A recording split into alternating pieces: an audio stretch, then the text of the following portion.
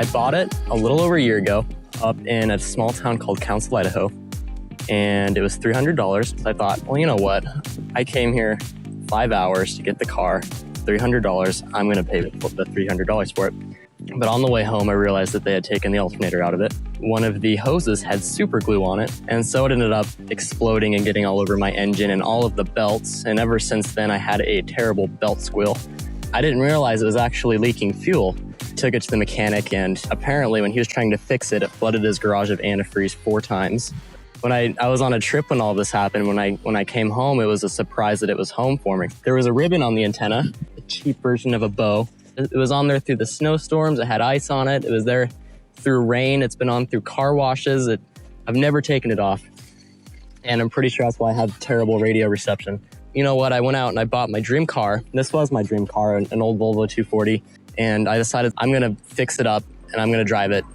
And so that's what I did. I just sat out in the garage for hours on end. I didn't know anything about cars. I had a little socket set and that was it. And I started tinkering away with it. I made a lot of things worse. In the end, I had a lot of fun. And in the end, it kind of gave the car its personality because I learned about all of its quirks. Somewhat reliable. Every now and then I'll be driving and a whole bunch of oil or antifreeze will just start pouring out of the bottom and somebody behind me will start honking and I'll pull over and realize what happened. But it's never left me stranded, which is the good part. It'll give an issue, but it lets me know when I'm on my way somewhere. So it's been through lots of different memories. My best friend Reishi, he's from Sweden, right? And he and I were walking through a parking lot once, and his girlfriend pulled him aside just out of the blue. Like right there on the spot, she dumped him. And that was awkward for him. So I just said, well, screw choir. Come on, we're going to go get a Dutch Brothers. And so we hopped into this thing, and we went down there, but of course it started raining, and my windshield wipers didn't work. And so we got a big old laugh of me wiping off the windshield manually. And once I'd finished with my side, I'd hand over the windshield wiper and he'd do his side. It was just awesome. And it was still slick on the road, so there were quite a bit of fishtails, and it was a lot of fun though, a lot of fun. Just little things like that are what make the car so memorable, I think. I don't know, I love this car. A lot of people just started calling it a whale because the suspension makes it look like it's bobbing around in the ocean. Whale?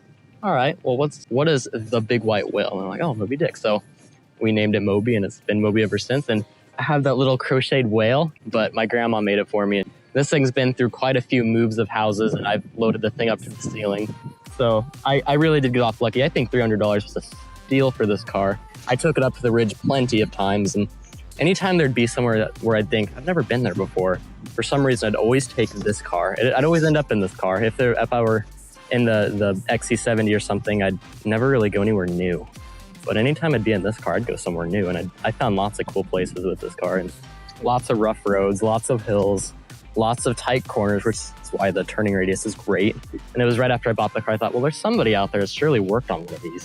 So I decided to YouTube it, like, oh heck, lots of people. So I drove it through the winter, lots of salt. I didn't wash it off like I should have, but the rest hasn't gotten any worse, luckily.